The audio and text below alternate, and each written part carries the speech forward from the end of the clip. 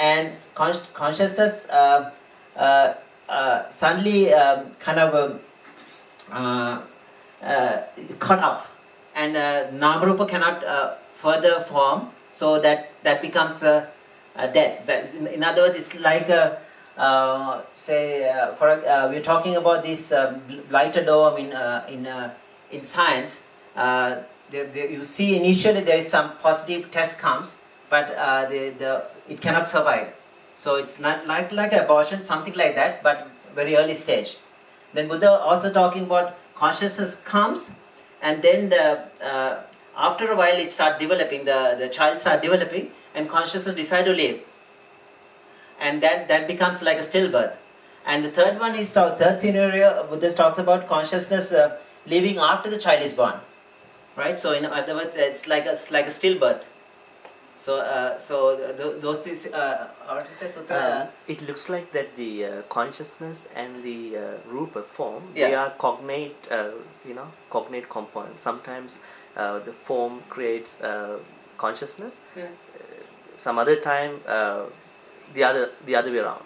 I see. So it's called Sahajata Pacchin Abhidharma. Okay. Yeah. Okay. I'm That's it. start. Thank you.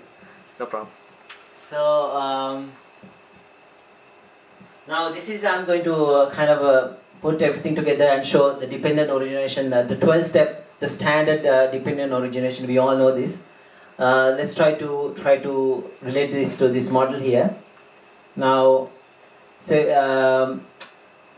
with our ignorance, we make forms. So avidya pacca sankhara. So this is the first step here. Second step, avidya pacca sankhara, sankhara pacca vijnana. So we are making a consciousness here. Sankhara pacca vijnana pacca nama rupa.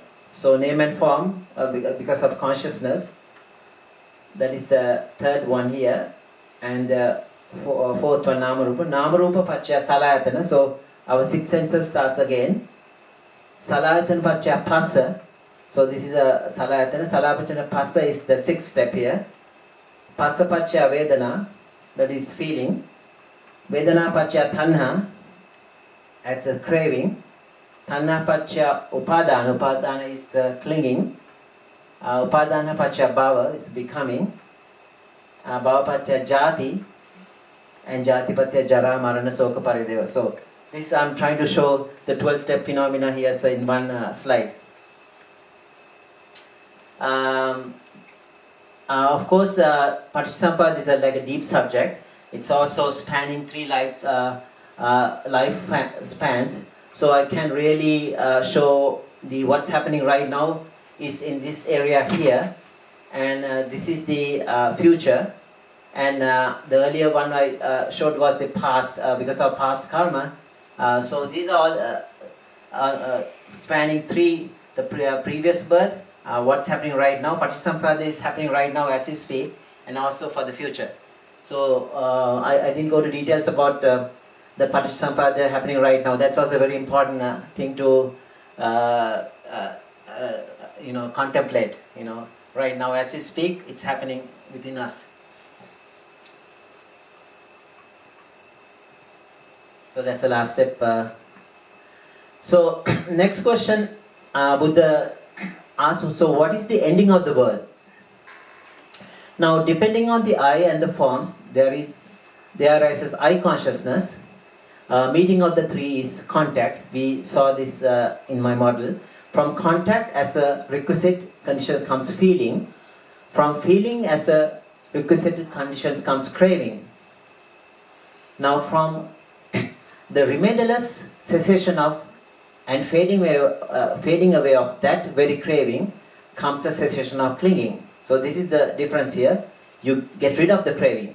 So there is cessation of clinging, and from cessation of clinging comes cessation of becoming. From cessation of becoming comes cessation of birth. From cessation of birth, then aging, death, sorrow, lamentation, pain, distress, despair all cease. Such is the cessation of the entire mass of stress and suffering. This is the ending of the world. So this is the reverse process of the Paticcasamuppada or dependent origination. So what is important here is cessation of the craving. So it kind of reverses everything else.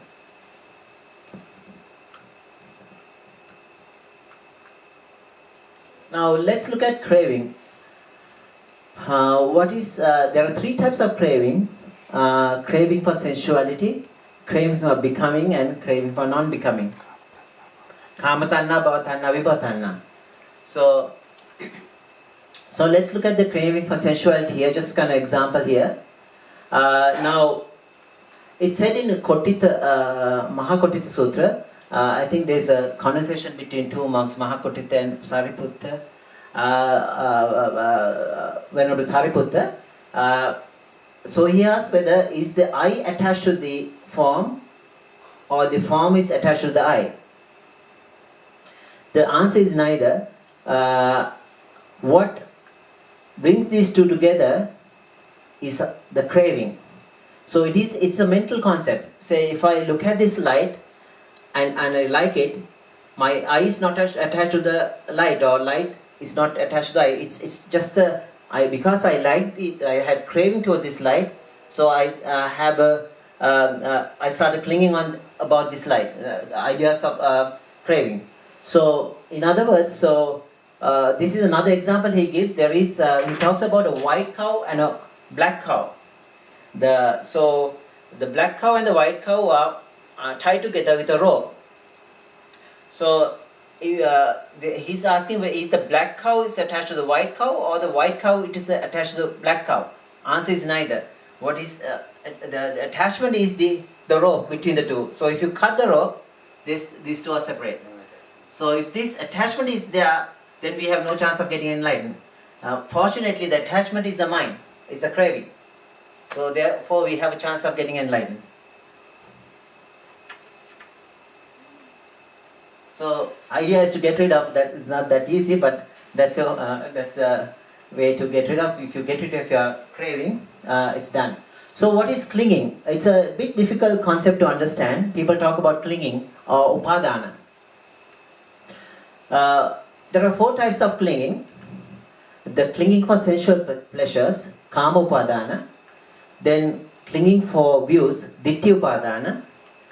Then clinging for rules and rituals, sila buddha upadana. And the last one is clinging for doctrine of self, attavadi upadana.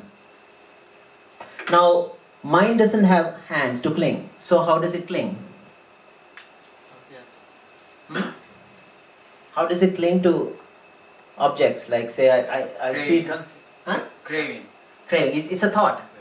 Craving is also a thought. So we cling with our thoughts. So I'll show you how it happens. So this is the clinging process. So when you see an object, so thought after thought after thought, we generate. So we cling to the object with our thoughts. So we are pretty much like a cow. Like cow eats the grass, like it regurgitates, and then eats it again. So we see something, we remember, we regurgitate, we bring it back from the mind, just from our memory, and we think about it over and over again. So it's a type of feeding, in other words. We are feeding the mind with our thoughts.